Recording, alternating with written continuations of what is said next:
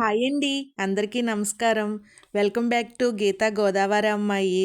ఈరోజు మా తమ్ముడు ఇంట్లో పారన్ కోడి కూర కట్టెల పొయ్యి మీద చేశాడండి. చాలా బాగుంది. ఇలా వెడల్పుగా ఉన్న బాండీ పెట్టుకోవాలి. ఆయిల్ వేసి ఆనియన్స్, పచ్చిమిర్చి వేసుకోవాలి. బాగా వేగిన తర్వాత కరివేపాకు వేసుకోవాలండి. మొత్తం ఆనియన్స్ వేగిన తర్వాత అల్లం వెల్లుల్లి పేస్ట్ ఫ్రెష్గా నూరింది వేసుకోవాలి. ఇలా ఫ్రెష్గా నూరింది వేసుకుంటేనే మనకి కర్రీ చాలా బాగుంటుందండి. ఇలాగ అల్లం వెల్లుల్లిపాయ పేస్ట్ కూడా వేసుకుని బాగా ఫ్రై అయిన తర్వాత ముక్కలేమో ఇలా మీడియం సైజు ముక్కల కింద కట్ చేసుకోవాలండి. చికెన్ ముక్కలు నీట్గా వాష్ చేసుకోవాలి. వాష్ చేసుకున్నాక ఇవి ఉల్లిపాయలు వేగిన తర్వాత చికెన్ వేసుకోవాలండి. వేసుకుని చికెన్ అంతా కూడా బాగా మగ్గాలి. ఈ గుడ్లు సేరు ఉంది కదండి, ఇది ఇప్పుడు ఏమి అవసరం లేదు. ఇప్పుడే వేస్తే చితికిపోతాయి, అందుకని తర్వాతే వేసుకోవాలండి. ఈ మసాలా అంతా కూడా మనకి చికెన్ ముక్కలకి పట్టేటట్టు బాగా తిప్పుకోవాలి. ఇలా తిప్పి మనము కట్టెల పొయ్యి కదండి, ఎక్కువ పెద్ద మంట కాకుండా చిన్న తక్కువ పుల్లలు పెట్టుకుని మనం మంట పెడుతూ కర్రీని చేసుకోవాలి. ఎందుకంటే మళ్ళీ కర్రీ అడిగంటేస్తుంది. ఇలాగ ఈ విధంగా కొంచెం ఒక జాజికాయ చిన్న ముక్కని ఈ విధంగా వేసుకోవాలండి. పావు స్పూన్ పసుపు వేసుకోవాలి.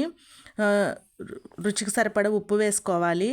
ఇప్పుడు మనం కారం కూడా కొంచెం స్పైసీగా ఉంటేనే బాగుంటుందండి. మనం స్పైసీనెస్కి సరిపడా కారం వేసుకోవాలి. మొత్తం అంతా కలిపి బాగా మగ్గనివ్వాలండి. ఇలా మగ్గుతూ ఉండగానే మూత పెట్టుకోవాలి. మగ్గిన తర్వాత ఒక 3 మీడియం సైజు టమాటాలు తీసుకుని ఈ విధంగా చిన్న చిన్న ముక్కల కింద కట్ చేసుకుని వేసుకోవాలండి. వేసుకోవడం వల్ల కర్రీ గుజ్జుగా బాగుంటుంది. ఈ విధంగా మొత్తం కర్రీ అంతా మనము కలపాలి. కలిపి ఒక గ్లాసులోనే అల్లం వెల్లుల్లిపాయ పేస్ట్ వేసుకుని కొంచెం వాటర్ వేసుకుని అవి కూడా కలిపి కర్రీ మగ్గుతున్నప్పుడే మనం వేసుకోవాలండి.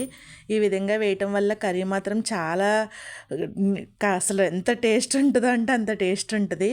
ఇది పారిన కోడి మాంసం కదండి, ఉడకటానికి కొంచెం టైం పట్టుద్ది. అందుకని ముక్క ములిగేంత వాటర్ వేసుకోవాలి.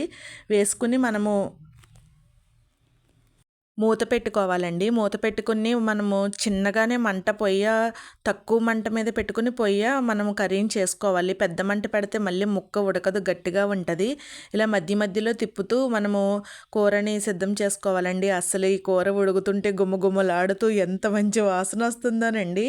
ఈ గుడ్ల సేరులుగా ఈ విధంగా ఉడుకుతున్నప్పుడు ఒక పక్కన మనం వేసుకోవాలి. ఈ వాటర్లోని గుడ్ల సేరు కూడా ఉడికిపోయిద్దండి. మనకి గుడ్ల సేరు కూడా బాగానే ఉడుకుద్ది.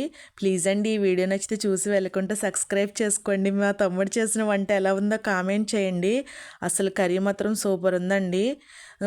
లాస్ట్ అండ్ ఫైనల్ ధనియాల పొడి, జీలకర్ర పొడి వేసుకోవాలి. వేసుకుని కొత్తిమీర కూడా వేసుకోవటమేనండి. అస్సలు గుమ్మగుమ్మలాడుతూ అదే రోజు బిర్యానీ కూడా చేశాడు తమ్ముడు. ఇంకా బిర్యానీ కర్రీ అసలు వేసుకుని తింటే చాలా బాగుందండి.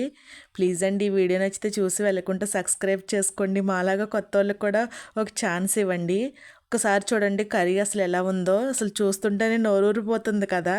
ఈ విధంగా ఒక్కసారి ట్రై చేయండి. మీరు ఇంకా ప్రతి వారం కూడా పారం కూడా తెచ్చుకొని ఈ విధంగా కుక్ చేసుకుంటారు. Thanks for watching.